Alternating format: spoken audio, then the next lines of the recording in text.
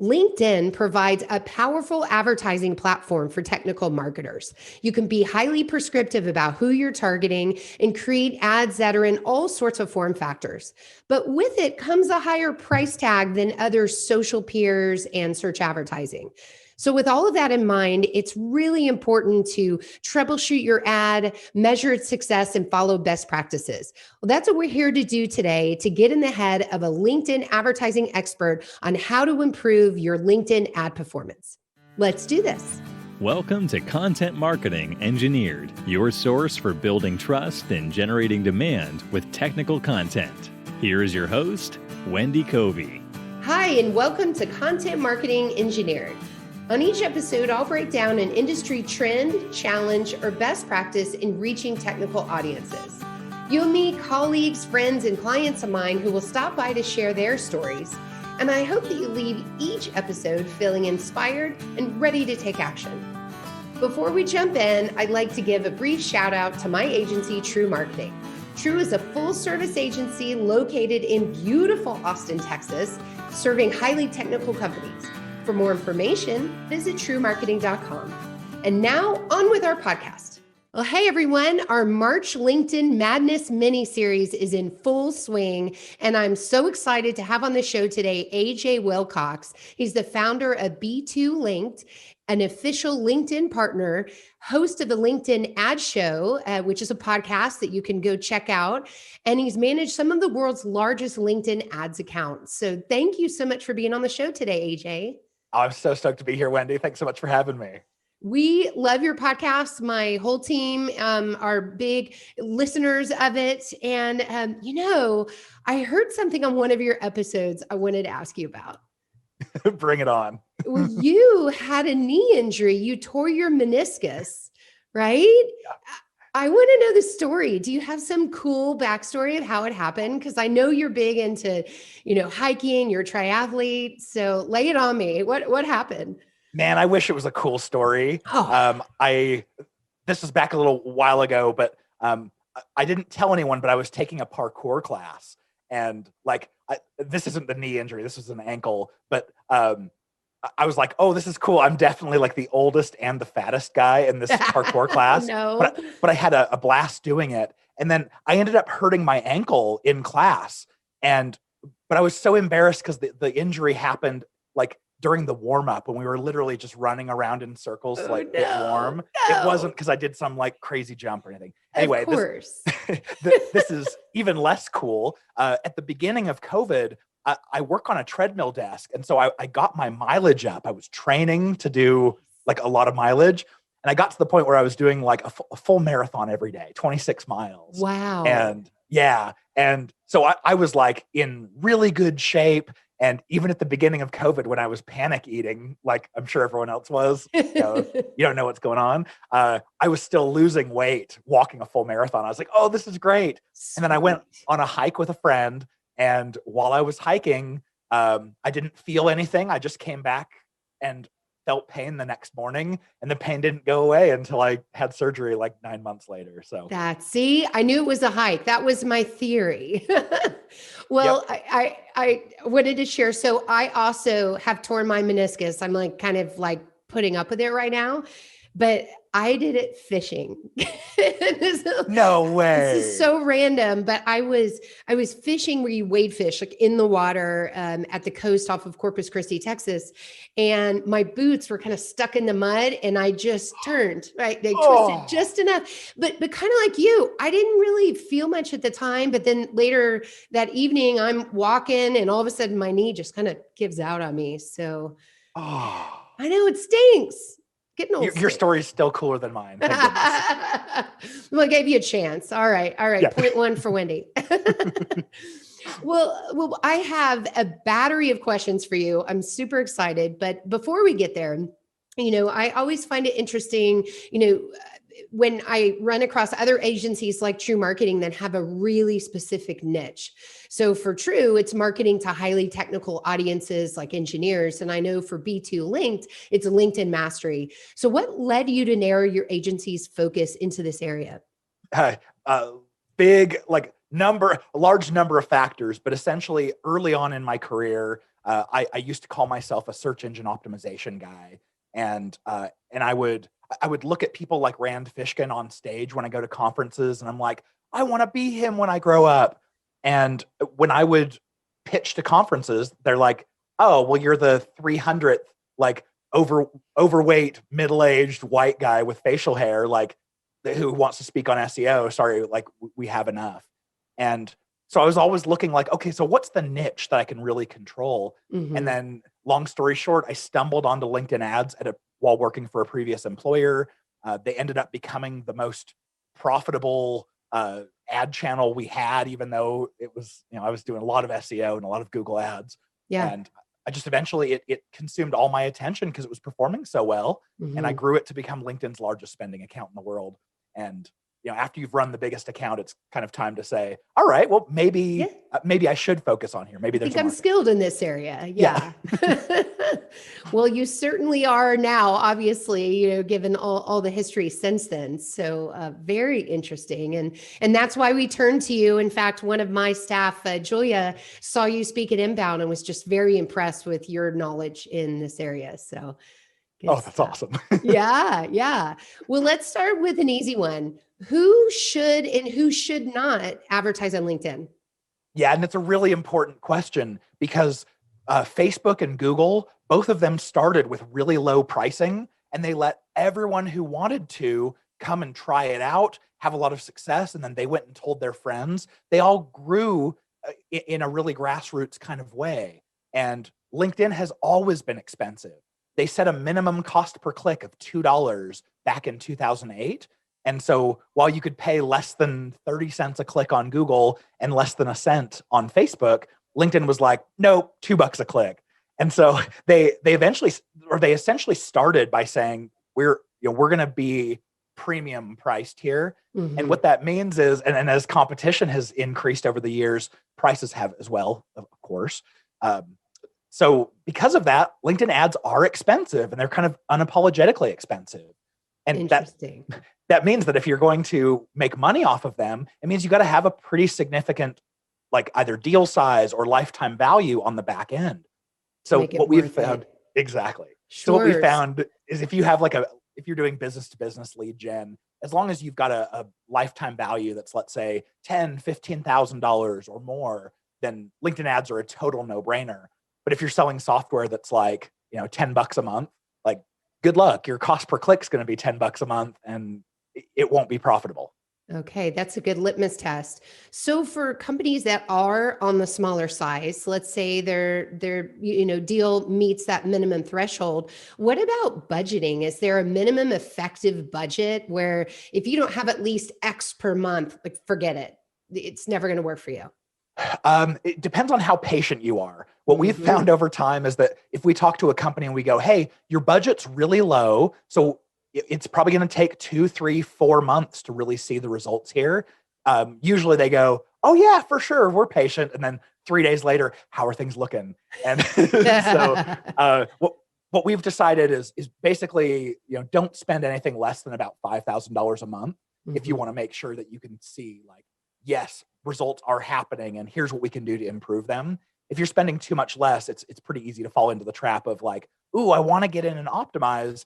But none of the data samples are large enough. I don't actually know what's working and what isn't. I got to just leave it longer. Interesting. So we're seeing traction lower than that, say more like 500 to 1,000 per month. However, it's really nichey. So the target audience is very constrained. And so I think that maybe plays a factor as well.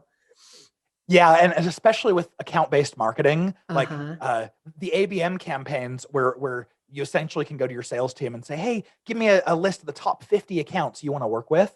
And if you go back with a list of 50 company names and upload them into LinkedIn and you're targeting just like a certain kind of person on each one, you won't be able to spend very much. But of course, every lead that comes in is going to be absolutely golden. You were going after them for a reason. So I love that. I love the hyper targeting.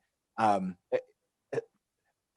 just, I think, comes down to something that is like evergreen and repeatable and something you can build off of. We've had too many clients churn who are spending less. And I'm like, No, but seen it. yeah, you just need to just see it through. Things are going really well, really, really well. You just need to keep seeing it through. But yeah, anyone who spends less, you can totally make it work. Chances, it's just a little harder. Sure.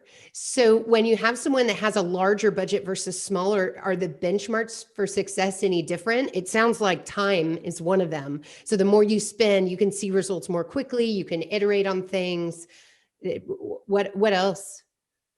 What we find is the larger the budget, the more campaigns you can run, which is kind of like duh. But what it means for us is, instead of just like, if we had a campaign that was targeting people with, let's say, like a senior developer title, if we're targeting them by job title, because we only have enough budget for one campaign, we're going to be testing messaging against a certain offer for this one audience. But if we had a larger budget, we could test going after that same person with skills with seniority, plus groups with seniority, plus maybe job function and seniority. And we could test the same messages, like the same A/B test, to the same offers across those. And now not only are we generating the right leads that we wanted to, but we're also finding efficiencies, because we might find that, wow, if we target by skill rather than job title, LinkedIn finds more of the right people and they charge us less. So our cost per marketing qualified lead is 20% lower. Yeah. Great point. So think about how many different aspects you can test on to, get those efficiencies. Love that. Well, let's say you have a compelling, meaty piece of content that you want to promote. Would you suggest starting with organic on LinkedIn or with paid, or maybe both? Ooh, I would say both if you can. The real beauty of sharing organically on LinkedIn, as you well know, is it's really easy to go viral. So just for background for anyone listening who doesn't already know, anytime someone hits like, comment, or share on one of your posts, whether it's an ad or organic, it then gets shown to a portion of their audience. And so when you get a lot of interactions, all of a sudden a ton more people are seeing it. This is great for just general exposure, people getting to know you and your brand. But from an advertising perspective, you have this platform that is just amazing at micro hyper targeting, like the specific people who can make the biggest difference for your company. And you probably can't reach them organically. The chances of them being within a degree or two of your company or you are not very high. So I love the combination of like, show this content to exactly the right people that we know would be our best customers, plus share it organically and take advantage of our friends and network. Great answer. Okay, good. Yeah, it is amazing, that multiplier effect, if you can get someone to engage with your organic posts. But, it doesn't always work out to reach everyone. So I like that combination. Well, let's talk a little bit about the mechanics of creating an ad. So there's a lot of format options, right? There's text ads and static images, and there's video. So, give me a rundown on how those perform, or how you'd use them in combination with one and another. Yeah, so because there are so many options, I basically boiled it down to two that I really care about. Oh, okay. So the first is, I will say, for 95% of advertisers, you should be investing in the single image sponsored content. It's not the most expensive and it's not the least expensive click on the platform, but it shows up in people's news feeds, it's the default experience for everyone, whether you're on desktop or mobile. And so you get a lot, because we're all trained to ignore the right-hand side, right? Exactly. Thanks, Google. Exactly. Thank you. So I love using them. It's just a really good, like, middle of the road, happy medium kind of ad format. And if something's wrong with it, like if you see your click-through rate's too low, there's very little to troubleshoot. It's either the big image, a little bit of text above, or the little bit of text below. And so you can switch things out. Whereas if you were running a video ad, it could be really hard to figure out, like, was my video not engaging in the first couple seconds, or was the message not good, or did my ad copy not hit? Like, you have so many more questions. It's a lot easier to test that way. So single image sponsored content, number one. Number two, surprisingly, is the right rail text ads. No way. Yeah. The text ones. Yeah. And the reason why is because they're so insanely cheap that and they have a really low click-through rate. So to give you an idea, about 0.5% of the time your ads are 0.5% of the time that your sponsored content ads show, they'll get clicked on. But it's a 0.025% click-through rate on text ads. So it's like 2.5 clicks out of every 10,000 times these things are served. But what that means is, and because you can bid all the way down to $2 a click on them, when they do get clicked, it doesn't cost you much.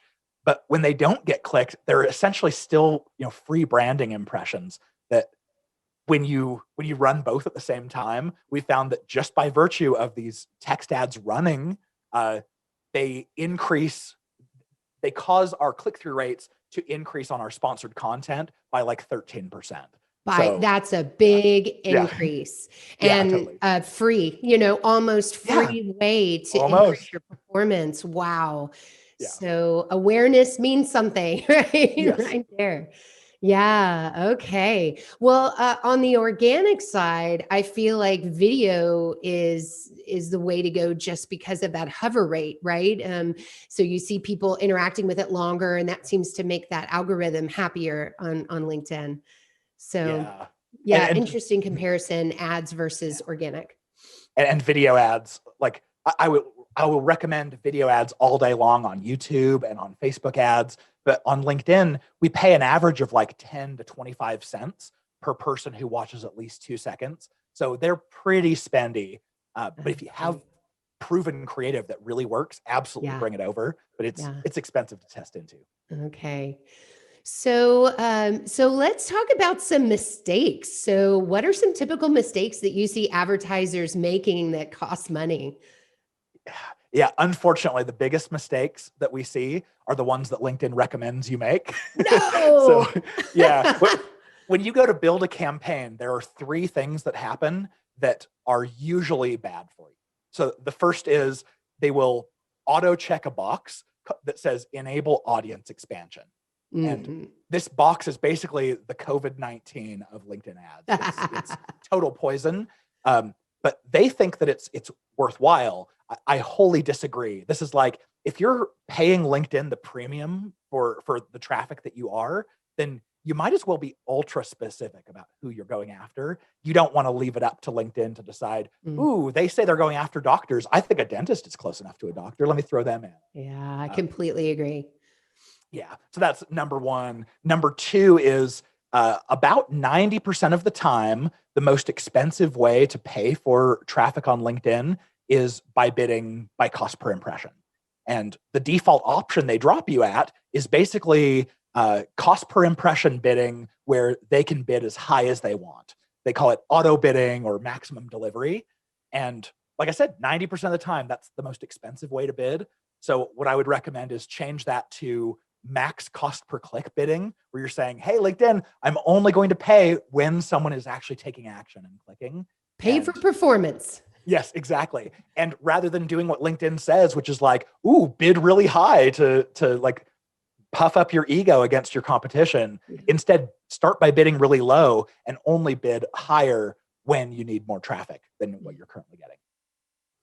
I could imagine another mistake that some marketers make that maybe aren't too content savvy is they lack a strong call to action. So it's something really generic, or really forget to have a call to action altogether. So what about that? Any good CTA tips you have for us? Yeah, I think this one really depends on where you came to LinkedIn ads from. If you have the folks who came to LinkedIn ads from running organic social, a lot of times they have this idea that's like, hey, we just want to be the nice guy or gal, and so we're just going to share good content for free, and we're going to tread really softly, and they'll end up with a really weak CTA. And then on the opposite side, you have people like me who came from the Google ads side of things, where everything is organized and regimented and all that. And we give really strong calls to action that are like, hop on the phone with our high pressure sales rep right now.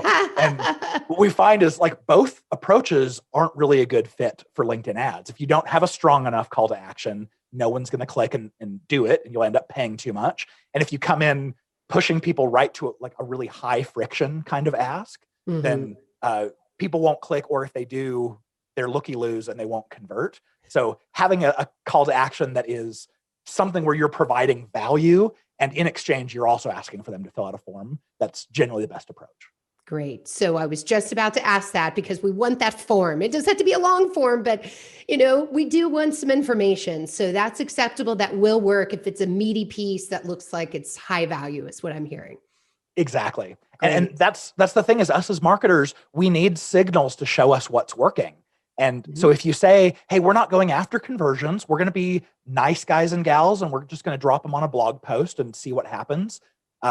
Attribution is such that it's going to be really hard to see anyone, when you're paying $8 to $12 per click to have people read your blog post, it's going to be really hard to see that return. Yeah. But if, as marketers, if we can get someone to fill out a form, even if we're not going to contact them, what we're seeing is different audiences that are willing to engage and respond. And it tells us what we're doing right and we should do more of, and what we're doing wrong, what we should bid down or shut off completely. Sure. And then you can justify your ROI of the thing to begin with.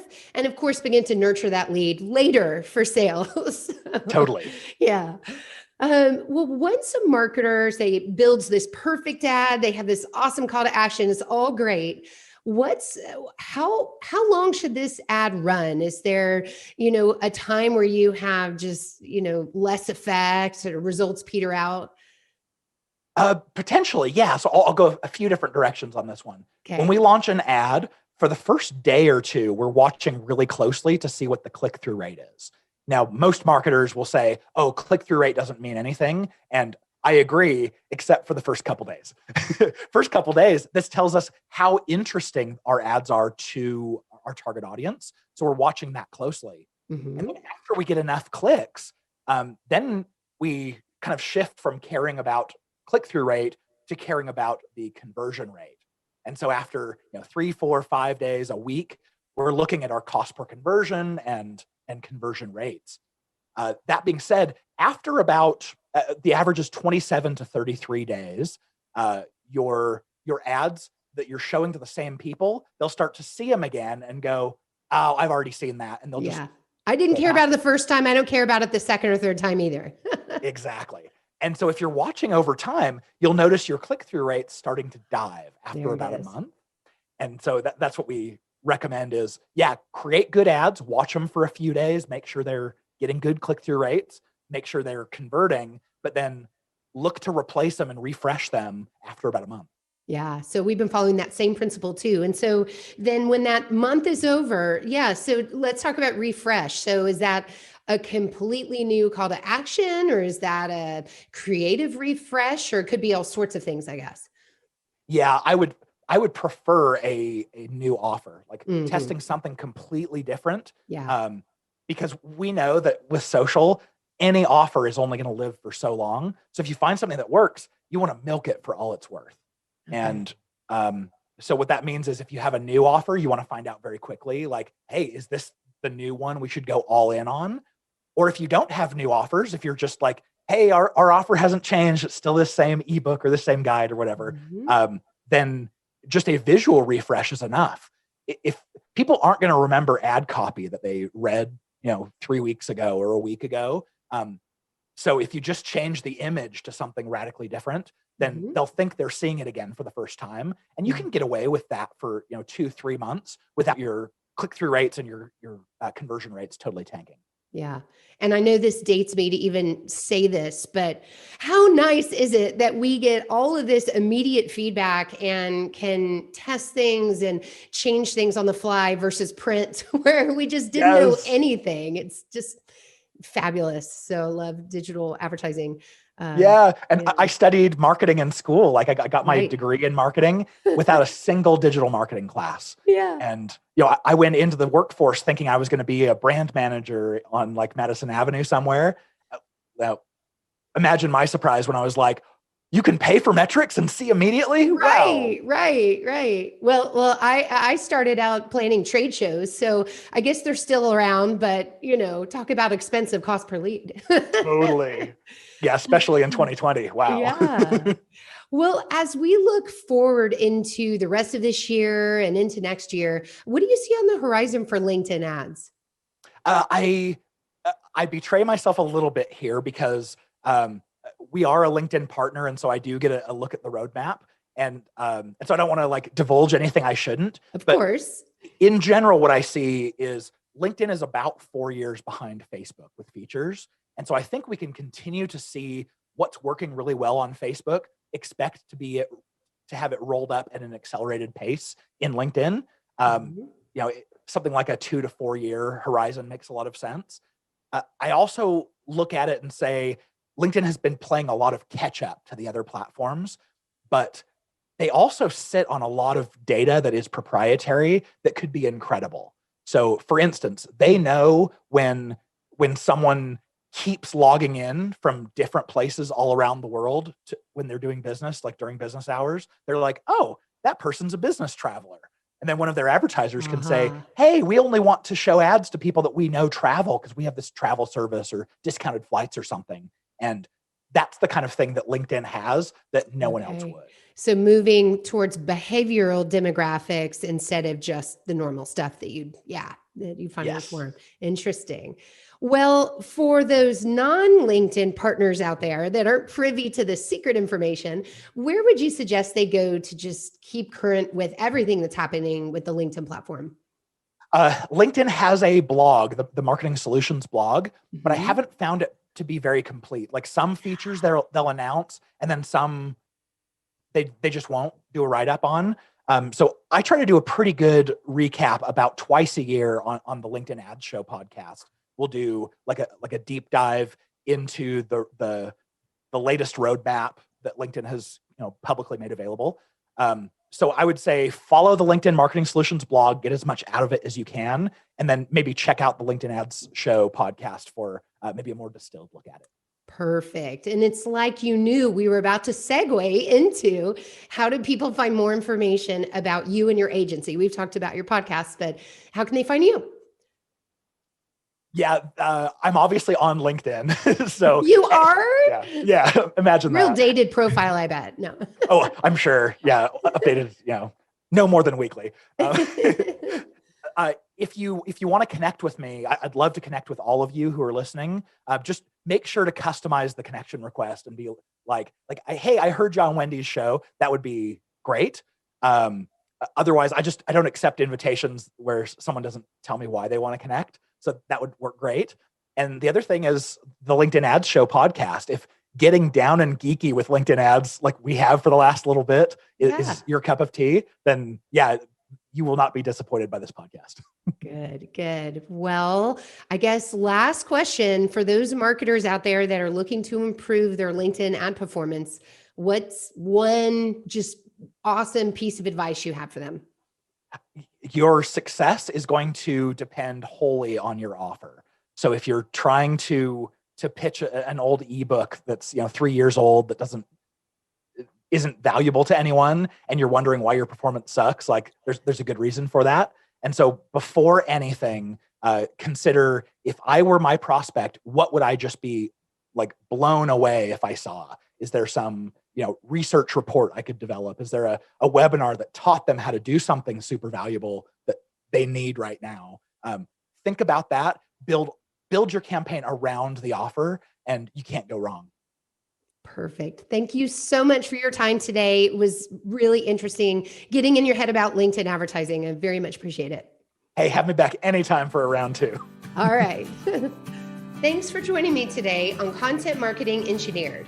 For show notes, including links to resources, visit truemarketing.com/podcast. While there, you can subscribe to our blog and our newsletter and order a copy of my book, Content Marketing Engineered. Also, I would love your reviews on this podcast. So please, when you get a chance, subscribe and leave me your review on your favorite podcast subscription platform. Thanks and have a great day.